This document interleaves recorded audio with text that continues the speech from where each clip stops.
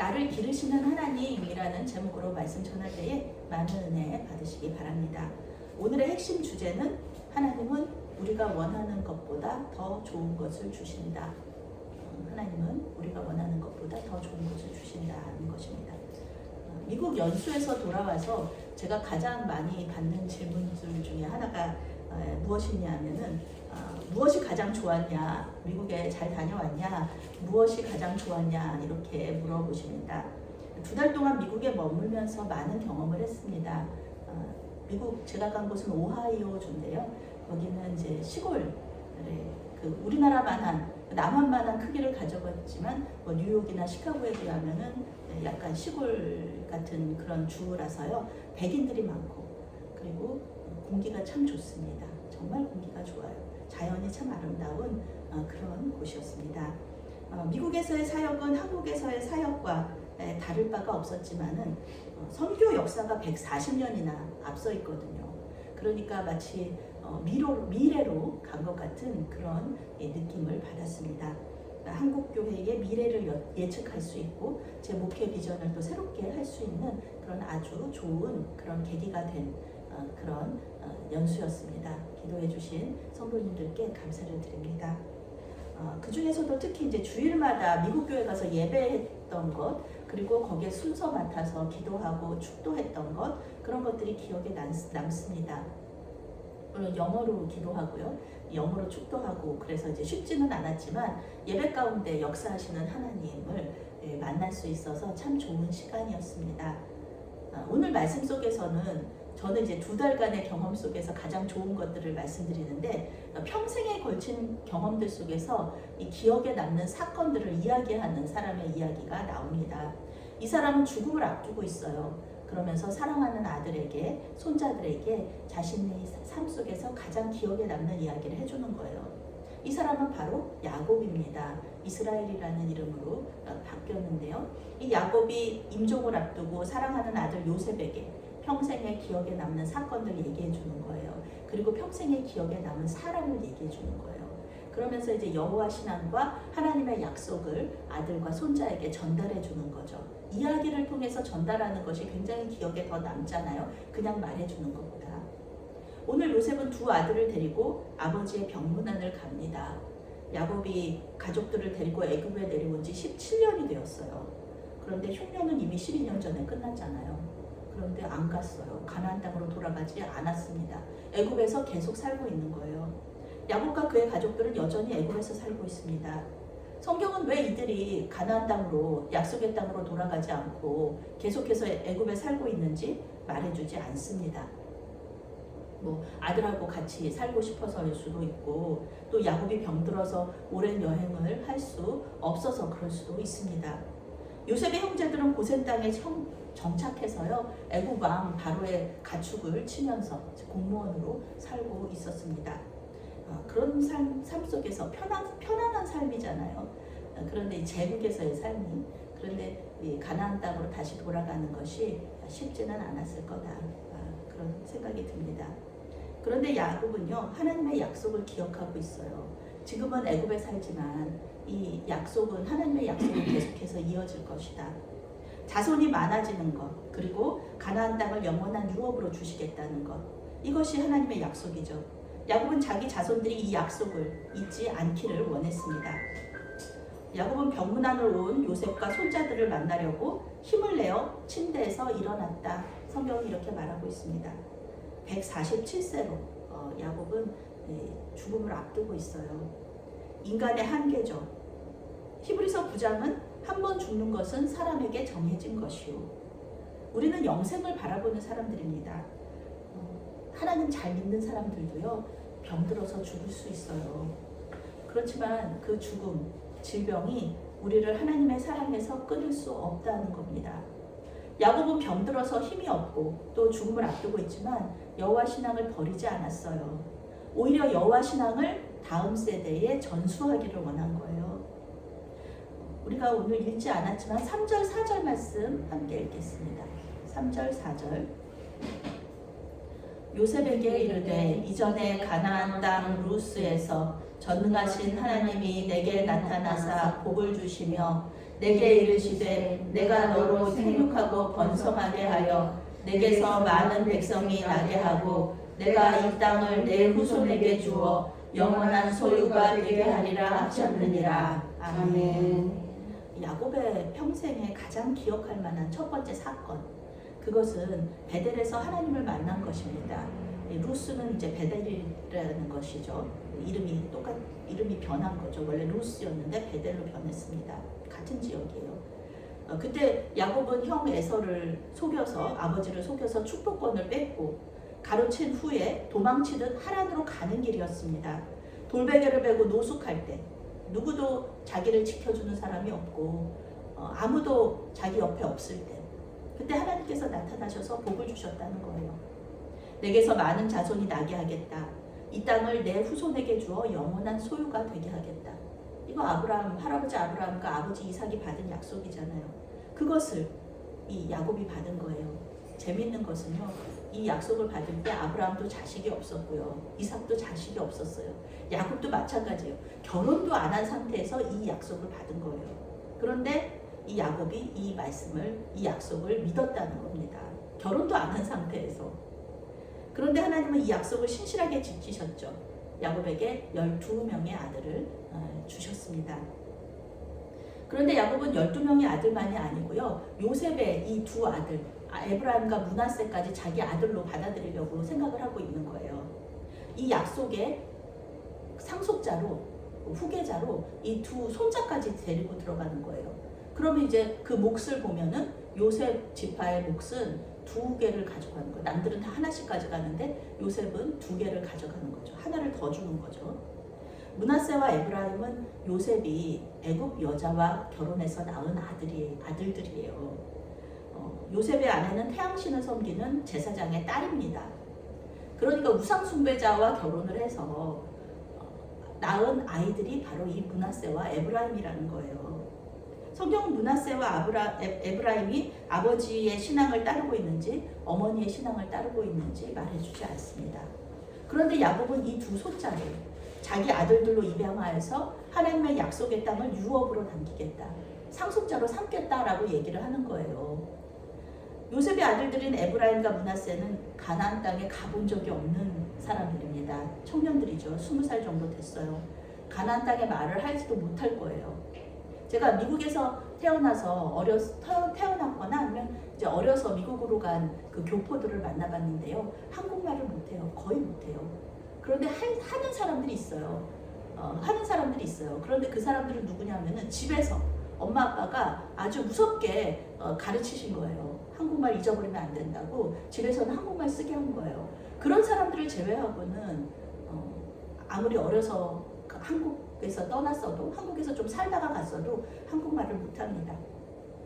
얼굴만 한국 사람이지 생각하는 거, 말하는 거 전부 다 미국 사람이에요. 부모 중에 그 2명이 그래도 부모가 2명이 한국 사람이라도 한국말 못하는데, 여기 이 사람들은 뭐예요? 부모님 중에 1명이 애굽 사람이에요. 특히 엄마, 주 양육자인 엄마가 애굽 사람이에요. 아버지는 맨날 일하러 가잖아요. 바쁜 사람이잖아요. 아주 총리니까 얼마나 높은 사람이니까 얼마나 바빠요. 그런데 어머니가 이 에브라임과 므낫세는 어머니가 애굽 사람이기 때문에 이제 거의 애굽 사람이라고 보면 되는 거죠. 애굽말밖에 못했을 거예요. 요셉도 17세에 애굽에 왔기 때문에 애굽에서 살았던 기간이 더 길어요. 가나안 땅에서 산 기간보다 더 길었습니다. 그런데 이런 상황에서 야곱은 두 손자의 정체성을, 너네는 태양신 섬기는 애굽 백성이 아니라 너네는 여호와 신앙을 가진 이스라엘 사람이다 라고 얘기해 주는 거예요. 이제 에브라임과 므낫세는 애굽 사람이 아니라 이스라엘 사람이 됩니다. 이스라엘 사람으로 자라게 될 거예요. 야곱은 두 손자들을 아들로 입양하고 자신의 유산을 남길 것이라고 선언합니다. 그래서 이 에브라임과 므낫세는 사실 이 애굽에서 계속해서 잘 살 수 있었잖아요. 그런데 400년 후에 애굽을 탈출할 때 에브라임과 므낫세 지파도 함께 탈출을 하게 됩니다. 놀라운 일이에요. 야곱의 인생에서 가장 기억에 남는 추억, 두 번째, 그것은 사랑하는 아내 라헬의 이른 죽음입니다. 성경에서 참으로 변함없는 사랑을 했던 사람을 꼽으라 그러면 이 야곱이에요. 어쩌면 이렇게 한 사람만 사랑했는지 모르겠어요. 라헬을 아내로 얻기 위해서 14년 동안 일했습니다. 그리고 라헬이 죽은 이후에도 라헬을 계속해서 그리워하면서 아내가 남긴 요셉과 베냐민을 자기 목숨처럼 사랑했던 사람이에요. 야곱이 특히 안타까워했던 것은 가나안 땅에 다 와서 라헬이 죽은 거예요. 이제 조금만 더 가면 아버지 이삭의 집에서 편안하게 살 텐데, 아버지는 워낙에 거부잖아요. 가나안 땅이 왕과 같은 거부였으니까. 그리고 편안하게 살다가 죽음을 맞은 후에 자기와 같이 막벨라 굴에 묻히기를 바랬던 거예요. 막벨라 굴은 할아버지, 또 할아버지 부부, 그 다음에 자기 부모님들 이렇게 그 족장들의 무덤이잖아요. 그러니까 자기는, 이 야곱은 라헬과 함께 묻히기를 원했는데, 재밌게도 이 야곱은 누구랑 묻히게 되냐면은 레아랑 묻히게 됩니다. 사랑하지 않았던 아내. 그렇지만 일주일 먼저 자기와 결혼했던 첫 번째 아내와 장사가 됩니다. 재미있는 일이에요. 제 성경이 참 이 하나님의 주권, 하나님의 역사는 우리가 생각하지도 못하는 일들입니다. 레아는 사라 생전에는 남편의 사랑을 받지 못했지만 자식도 많이 낳고요. 그리고 또 죽어서 남편과 함께 묻히는 그런 또 그런 경험을, 또 그런 일들을 하게 됩니다. 요셉에게 자기가 가장 사랑했던 아내가 누구인지 알려주는 거예요. 나는 정말 라헬을 사랑했다. 너희 어머니를 사랑했다. 요셉의 어머니인 라헬에 대한 추억을 말해주고요. 야곱은 두 손자를 이제 축복하려고 합니다. 에브라임과 므낫세는 20살 정도의 청년들이었어요. 요셉은 야곱에게 이 아들들을 하나님이 여기서 내게 주신 아들들이라고 말해요. 여호와 신앙을 여전히 가지고 있어요. 17세에 와서 고생 끝에 이 총리가 됐지만 하나님이 이곳에서 나에게 주신 아들들이라고 그렇게 그 신앙 고백을 합니다. 야곱은 늙어서 눈이 보이지 않았기 때문에 요셉이 아들들을 아버지 앞에 데리고 갑니다. 야곱은 손자들에게 사랑의 표현으로 입을 맞추고요, 끌어안았어요. 근데 고대 근동에 지금도 그렇지만 지금도 이 손자 손녀들을 보시면은 막 끌어안고 입 맞추고 그러시잖아요. 할머니 할아버지들이. 고대 근동에서도 마찬가지입니다. 사랑하는 라헬에 대한 사랑은 요셉에게로 이어지고 또 요셉의 자녀들에게로 이어지는 겁니다. 11절 말씀을 함께 읽겠습니다. 11절 말씀. 요셉에게 이르되 내가 내 얼굴을 보리라고는 생각하지 못하였더니 하나님이 내게 내 자손까지도 보게 하셨도다. 아멘. 야곱은 요셉의 두 아들을 안고 하나님의 은혜에 대해서 고백했습니다. 요셉을 그리워하면서 보고 싶어 했어요. 요셉만 보면은 정말 내가 그렇게 눈을 감겠다. 내가 아무 소원이 없겠다. 이렇게 요셉을 그리워했는데 지금 보니까 요셉의 아들들까지도 내가 볼 수 있게 해준 거예요. 하나님이 해주신 거예요. 얼마나 감사해요. 하나님은 야곱의 생각 이상으로 복을 주셨다는 것을 이제 죽음을 앞둔 야곱이 신앙 고백으로 하나님 앞에 감사하는 겁니다. 요셉은 자신의 아들들을 아버지의 아들들로 삼아서 여호와 신앙을 물려주고요. 그리고 약속의 자녀로 삼아준 아버지에게 머리 숙여서 감사합니다. 이제 야곱은 두 손자에게 안수하고 축복하는 이 예식을 하려고 해요. 그런데 요셉은 고대 근동의 관습에 따라 큰아들 므낫세를 아버지 오른손으로 안수하게 하고 에브라임 둘째 아들이거든요. 둘째 아들을 왼손으로 이렇게 안수하게 하도록 아버지한테 아들들을 이끌어요. 왜냐하면은 야곱은 지금 자기 아버지 이삭처럼 눈이 안 보이거든요. 늙어서. 오른쪽이 명예로운 쪽이고 축복의 위치이기 때문에 그렇습니다. 그런데 이게 웬일입니까? 야곱이 팔을 이렇게 엇바꿔가지고 이 오른손으로 에브라임을 안수하고요, 왼손으로 므낫세를 안수하는 거예요. 작은 손자한테 오른손을 얹고요, 큰 손자한테 그 왼손을 얹는 거예요. 그러면서 축복식을 시작하는 거예요. 야곱은 자기 삶에서 역사하셨던 하나님을 세 가지로 고백하는데요. 이 세 하나님께서, 세 특성을 가진 하나님께서 이 두 손자를 축복하시기를, 복주시기를 원한 겁니다. 조부 아브라함과 아버지 이삭이 섬기던 하나님, 나의 출생으로부터 지금까지 나를 기르신 하나님, 나를 모든 환난에서 건지신 하나님, 이 하나님의 그 신앙 고백을 이 세 가지로 얘기해요. 여기서 길렀다라는 말은요, 원어적인 의미로 풀을 뜯기다, 먹이다, 사귀다, 친구가 되다라는 뜻입니다. 그러니 태어났을 때부터 죽음을 앞둔 지금까지 하나님은 야곱과 동행하시면서 모든 필요를 채우시고 보호해 주셨다 고백하는 겁니다. 베델에서 약속하신 대로 하나님은 신실하게 야곱을 돌보아 주셨습니다. 성경은 이 단어, 기른다는 단어를요, 목자와 양의 관계를 설명할 때 사용해요.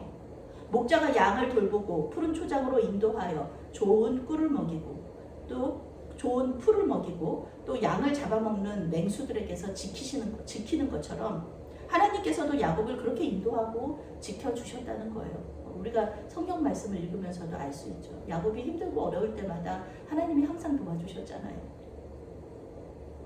예수님도 요한복음 10장에서 양들을 위해 목숨을 버리는 선한 목자라고 자기를 소개하십니다.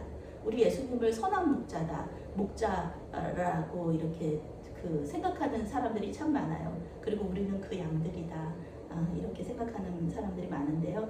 예수님은 우리를 살리시기 위해서 십자가에서 죽으심으로 우리에게 대한 당신의 사랑을 증명하신 분입니다. 우리 예수님께서 선한 목자가 되셔서 안고 다니시고 이끌고 다니시고 좋은 거 주시고 이런 거 생각만 하면은 너무너무 감사하고 또 이 대림절에 우리 아기 예수님을 기다릴 수밖에 없는 거죠. 야곱은 이러한 좋은 신 하나님을 손자들도 만나기를 원했던 거예요. 그분만을 섬기며 예배하기를 원하면서 하나님께서 손자들에게 복을 주시기를, 이 자기가 만난 하나님을 이 손자들도 만나기를 간절히 기도했던 겁니다. 환난에서 건진다라는 단어는 속량하다, 근친의 역할을 행하다라는 뜻입니다. 자기 친족이 어려움이나 위험에 처했을 때 그 구해주는 사람, 이 사람이 바로 건지는 사람이거든요. 자식이 없이 죽으면은 죽은 사람의 아내와 결혼해서 대를 잇는 역할까지 해야 했던 그 근친의 역할을 하는 것이 바로 이 건지는 사람입니다. 그래서 룻이 보아스와 결혼할 때도 룻이 이 보아스가 이 근친의 역할을 행한 거거든요. 그런데 아무 의지할 곳이 없던 야곱에게 근친의 역할을 해줬던 그분이 누구시냐면 바로 하나님이시라는 겁니다. 야곱은 요셉의 아들들에게 가장 가까운 근친이 하나님이시기를 축복한 거예요. 아무리 손자를 사랑한다고 해도 계속해서 24시간 보호해 줄 수는 없잖아요. 사람의 한계예요. 계속 그 아이를 함께 할 수 없는 거잖아요. 계속 그 아이를 지켜줄 수 없는 거잖아요. 그런데 하나님께서는 그 아이의 근친이 되어주시면 하나님께서 동행하여 주시고 지켜주시고 또 보호하여 주시는 이런 일들이 일어날 수 있다는 겁니다. 하나님이 모든 환난에서 건져주신다면 이 세상에 무서울 것은 없다. 야곱은 두 손자들의 자손들이 많아지기를 또한 축복했습니다. 하나님께서 목자가 되시고 가장 가까운 근친이 될 때 이 복이 임할 수 있어요. 생태학과 동물 행동학에서 보면은요, 환경이 나쁘잖아요. 그러면 많은 짐승들이 새끼를 적게 낳거나 안 낳습니다. 번식을 중단합니다. 평화롭고 안정된 환경에서 자손이 많아지는 거지요. 이렇게 전쟁통에 무슨 또 자손이 그렇게 사람이 많이 태어나겠습니까? 그래서 애굽에서 400년 동안 이스라엘 백성들이 많아지는 거예요. 애굽에서 평화로웠기 때문에 그 시대가. 그런데 땅에 대한 축복을 하기 전에 이 축복과 입양 의식을 중단한 사람이 있습니다. 먼저 그 자손에 대한 축복하고 그 다음에 땅에 대한 축복해야 되잖아요. 이 중간에 딱 멈추게 하는 거예요. 누구냐 하면은 놀랍게도 그 사람은 요셉입니다. 요셉은 불편한 거예요.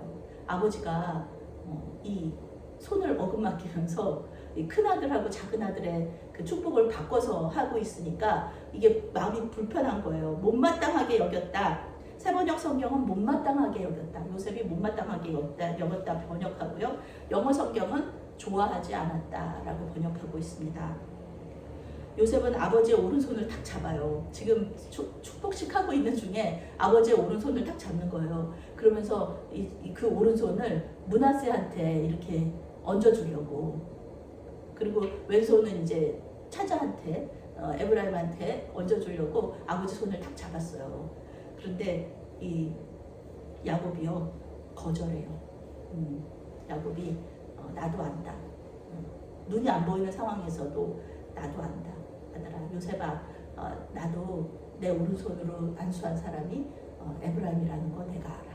그리고 왼손이 므낫세 큰아들이라는 거, 큰손자라는 거 나도 안다. 그런데 거절해요.